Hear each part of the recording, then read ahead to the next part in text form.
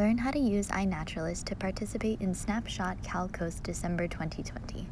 Join this statewide effort to discover, record, and share observations of plants, seaweed, and animals found along the California coast. Think of it like the census, but for our coastline.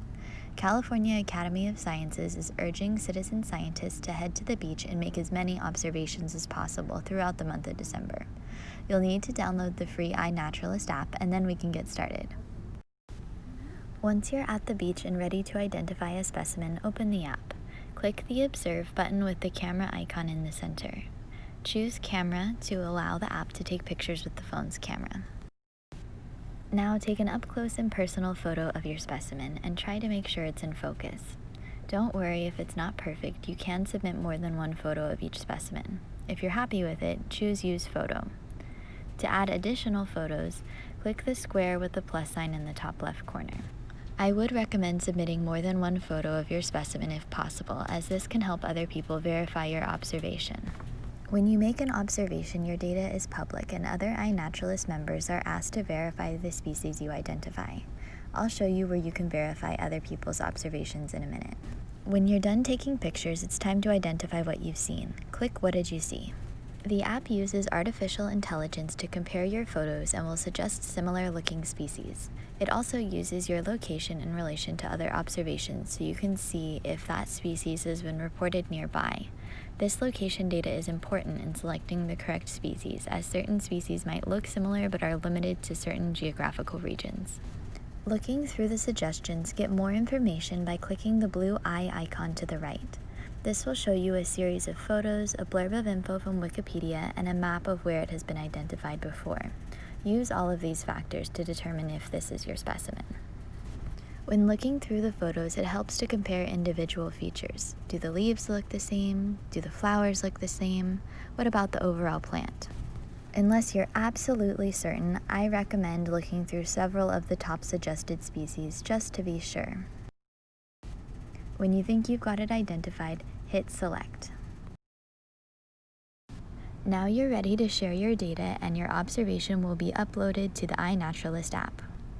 This takes you to the Me tab, which will show you your previous observations. I might suggest starting with plants for your first observations. Because they are stationary, they can be easier to photograph. When you come across an animal in the wild, I would recommend taking a photo right away, and you can worry about uploading it to the app later. Just try to get the best photos you can without disturbing the creature. Once you have the photos in your camera roll, open the app and this time hit Camera Roll. This will allow you to select photos to upload to make an observation. You'll go through the same steps of looking through suggestions to make your species selection. I recommend uploading your observations as soon as you can while the details of what you've seen are fresh in your mind. Some species, like these gulls, can look very similar. It seems the only obvious difference between these top two suggestions are the color of their feet.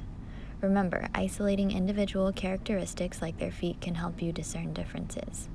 While not visible in my photos, in person I saw the gulls stand up and they did not have yellow feet, so I select Western gull.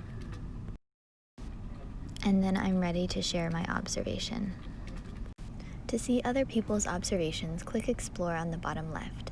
It will show you a map and all those dots are nearby observations. Red means it's a bug or an insect, green means it's a plant, and blue means it's an animal. You can click on each one to see the picture and identification, date of upload, and more. You can also choose to view these in a grid or a list format instead of on the map. Here you can comment or suggest ID on others' observations. The next tab over, Activity, shows interactions people have made with my content. It looks like someone made an identification of my goal post. Let's go over to the Me tab. The speech bubbles next to your observations in the Me tab indicate that someone has suggested an identification of your species. When red, it means it's a new notification. Click on the observation, then click on the speech bubble icon in the middle to see the new identification or comment. Once someone else has verified your identification, it becomes research grade, meaning 2 community members have agreed on the species identification. If no one has identified your species yet, like our telegraph weed, your observation will say Needs ID, meaning it has not yet been verified. Okay, so you've submitted your observations to iNaturalist, but how are they included in Snapshot Cal Coast? This is a research project within iNaturalist, and any submissions that meet a collection project's criteria are automatically added to that research project. But we can double check in the More tab. Click Projects and you can see those nearby. There's quite a few, so it's easier to search by name if you're looking for something in particular. Clicking Our Project, you can see the data collected thus far, broken down by species, observer, and more. Hit Join in the top left to make sure that your observations are included in this project. We hope to see your observations here soon.